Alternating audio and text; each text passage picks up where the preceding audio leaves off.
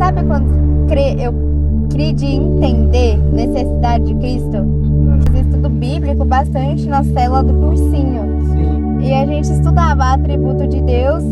Um menino me perguntou. Aí eu vou perguntar pra você. Ele falou assim: quando lá no Éden, Adão pecou, ele levantou a ira de quem? Contra a vida dele? De Deus ou do diabo? Foi de Deus, só que eu não entendia que Deus podia se irar, sabe? E aí eles falavam: é justa a ira de Deus. Imagina um Deus que não se ira contra o mal.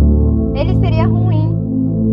Ele vê catástrofes, guerra, no nascimento já a gente vê tsunamis na Ásia, leva crianças, guerra civil está acontecendo em Mianmar. São vidas perdidas por cobiça do homem, poder, ambição e até aqui prático no nosso dia a dia. A gente também, o nosso coração é cheio de egoísmo, inveja. É o que a gente mais tem. Como é que eu posso falar? Tá ganhando isso, a gente reclama. Tudo a gente reclama. Nada tá bom. É que a gente é escravo do pecado, na verdade, né? Assim, todas as coisas cooperam para o bem daqueles que amam a Deus e que foram chamados segundo o seu propósito. Ou seja, todas as coisas significa todas as coisas. Quer a gente julgue boas, quer a gente julgue mal. Mas, meu Deus do céu. É que o coração do homem é enganoso, né? Deus fala: o coração de vocês é de pedra, porque Deus ele se revela a natureza dele. O caráter dele ser bom e a gente continua sendo mal.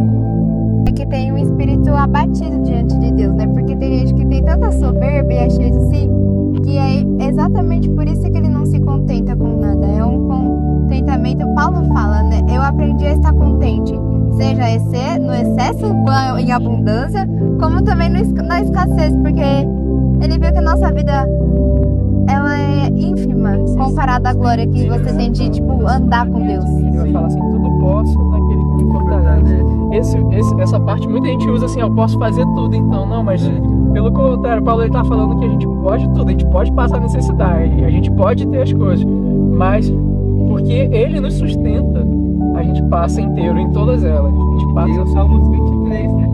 O Senhor é o meu pastor. O justo mendigar o pão, nem sua descendência passa fome. E isso é interessante, porque ele fala assim: olhem para os pássaros no céu. Eles não plantam, eles não colhem, mas Deus alimenta eles e nenhum deles cai sem a permissão de Deus. Ele fala assim: ele não vai alimentar nós, seres humanos, que valem assim, vocês valem muito mais do que muitos passarinhos. É que nem o que você falou, feliz foi você quando não seguiu o conselho do ímpio, né? Que andava antes, saía em festa. É muito difícil que a gente sente junto com eles e não seja que nem eles, né? Zombadores. Nós somos salvos, sim. Vocês são salvos pela graça, ou seja, um favor imerecido. E fala assim: isso não vem de nós, é um presente de Deus, para que ninguém se encha de si diante de Deus e fala assim: Deus, eu me salvei.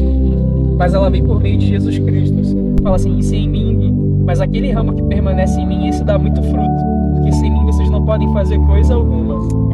E é isso, sem Jesus a gente não permanece, a gente não fica firme. É o que você falou lá no começo, né? Que não foi a ira, né, de Satanás. Na verdade, quando peca, a gente levanta sobre si a ira de Deus, e é justo. Imagina Deus ver todas as nossas injustiças, pensamentos, intenção, e ele não se entristecer. E também tem uma ira santa com isso, né? É diferente uma ira pecaminosa, que é a nossa, né? Que a gente se ira, mas a gente não é justo pra se irar. Porque a gente não tem a justiça de todas as coisas e nem sabe, nem sonda o coração da pessoa. Mas aquele que é o único que julga, e pelo caráter dele ser bom, a gente se ira, né? Quando vê jornal, assassino, assassinato, estupro. Imagina um Deus que vê todas as coisas. Por isso teria que ser feita uma justiça. Eu entendi quando eu vi essa linguagem mesmo, essa figura de um tribunal, sabe? Que a gente vai estar um dia diante de Deus e o dilema dele amar e para ele satisfazer, né? Ser justo. Como ele seria justo se não condenasse a gente?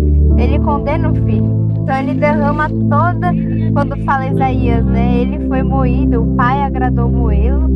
Por causa das nossas iniquidades, e o castigo que nos traz a paz estava sobre ele. E assim, ele foi como ovelha muda ao matadouro. E é necessário arrependimento. Sua esposa, eu lembrei desse versículo que ele fala, né? será salvo tu e tua casa. Geralmente, quando Deus quer salvar alguém, ele começa com uma pessoa daquela casa, né?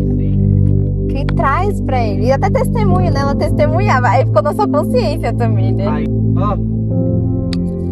Aí eu vi quem tava do meu lado. Que era minha esposa, meu pai e minha mãe. Que não me abandonou. Minha esposa ficou comigo ali até o último minuto, mano. Eu falei assim, quer saber? Já é. Parei de beber. Comecei a ficar firme na igreja. Sabe? Aí fiquei firme e forte. Aí teve umas recaídas e tal. Mas aí você para pra pensar assim, pô. Hoje, graças a Deus, tenho minhas duas filhas.